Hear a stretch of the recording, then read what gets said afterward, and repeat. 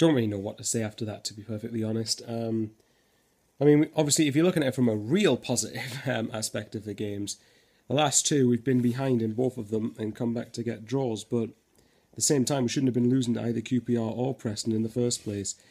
Today, I thought up until QPR scored, and probably for the last 25 minutes, or 20 minutes or so, since Williams came on, basically, whatever minute that was, we played all right. In between, though, that was dog shite. That was absolutely abysmal. And, you know, we've been shite at home since the turn of the year, pretty much. But again, QPR have been poor on the road, I think, since February. Is it February? I think they got their last away win in the Championship now. That isn't good enough. And as much as I really don't want to point fingers at Grayson, because I still believe that's the easy thing to blame, I have to question why Williams and McManaman did not start today.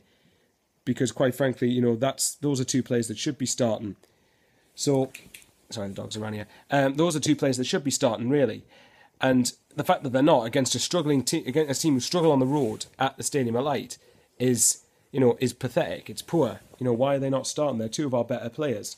So, but I do believe it's easy to blame Grayson, because I do believe the players. The reason I don't like blaming managers is because to me it advocates. It sort of means that, to me, people are justifying players not trying and not playing at their maximum level every week by the fact that it's the manager's fault. I'm not saying that we should keep Grayson by any means, but I'm not saying we should get rid of him either.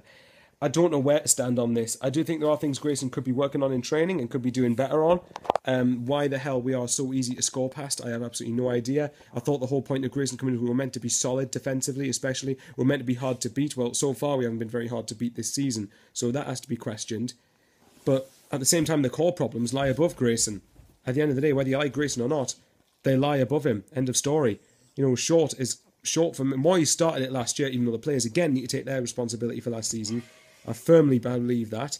But then you've got Short, who's killing the club now. Are you really telling me money couldn't have been made available to sign a quality striker in the summer? It makes a difference in this league. Honestly, I'm prepared to bet you, if we had a quality striker who would consistently win us matches on his own, we'd be near the top 6, at least. I believe the team we've got now shouldn't be anywhere near second bottom. And yeah, you could probably rightly argue that's down to Grayson. But I think it's also down to players not giving the application in. You know, the games I mentioned, Barnsley, Sheffield United are just two of them. Ipswich, arguably another one. So, I don't know what to say.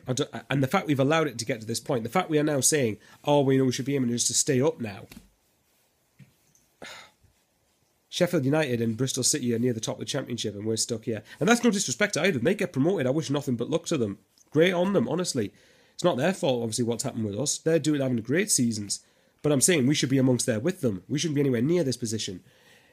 You know, we don't have a God-given right to, of course we don't. But again, with the group of players we've got, I've seen nothing from teams that have played us to suggest we should be this low in the table. I don't know what to think anymore. I'm just so apathetic towards it. We didn't get beat. On the positive note, McGeady's goal was good and he's now scored 2 goals from 2 games, but I can't take away the fact that we conceded a stupid, sloppy goal, and there were times when QPR had it far too easy. Up there with Sheffield United, they're probably the joint worst side I've seen come up here. And that's coming from a Sunderland fan, so that says a lot, doesn't it? See you later, guys. I don't know what to think. We need to start turning things round, and bloody fast at that.